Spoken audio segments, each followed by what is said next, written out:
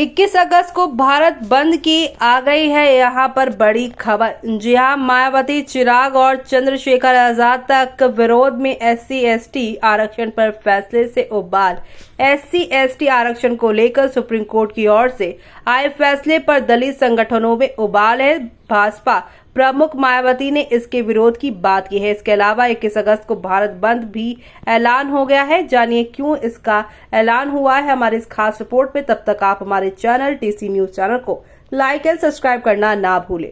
Supreme court ने पिछले सप्ताह SC और ST आरक्षण में यहाँ पर कोटा और उप कोटा तय करने को मंजूरी दी थी। अदालत ने कहा था कि यदि राज्य सरकारों को लगता है कि SC और ST वर्ग की कोई जाति ज्यादा पिछड़ी है तो फिर उसके लिए सब कोटा तय किया जा सकता है। यही नहीं, 7 जजों की संवैधानिक बेंच ने 4 से 3 के बहुमत से कहा था कि SC और ST में क्रीमी लेयर की भी पहचान होनी चाहिए। इस वर्ग में क्रीमी लेयर के तहत आने वाले लोगों को आरक्षण का लाभ नहीं मिलना चाहिए। इसके बजाय उसी की समाज के गरीबों को प्राथमिकता दी जानी चाहिए। शीर्ष अदालत के इस फैसले का एक वर्ग ने स्वागत किया तो वहीं दलित समाज के बड़े हिस्से में उबाल फैला हुआ है। इसको लेकर ट्विटर पर पिछले 2 दिनों से लगातार इसके विरोध में ट्रेंड चल रहा है। यानी यही नहीं, 21 अगस्त को भारत बंद का भी आह्वान भी कर दिया है। दलित संगठनों की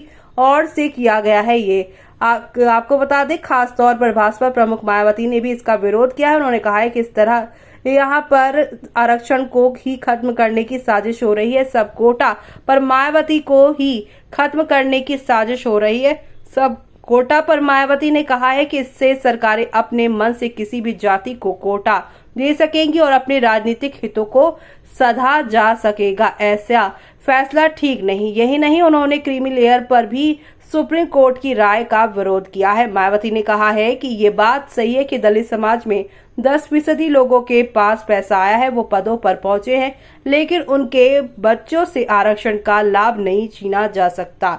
ऐसा इसलिए क्योंकि जातिवादी मानसिकता के लोगों के विचार अब भी नहीं बदले हैं। पैसा आने के बाद भी समाज में स्वीकार्यता नहीं है। ऐसे में उनसे आरक्षण छीनना ठीक नहीं होगा। इस बीच भाजपा और कांग्रेस ने इस मामले पर कोई रिएक्शन नहीं दिया है, लेकिन आगरा की कैंट सीट से विधायक GS धर्मेश एक्टिव हो गए हैं। उन्होंने रविवार को भारत बंद का समर्थन करते हुए समाज के प्रतिनिधियों के साथ बैठक की है।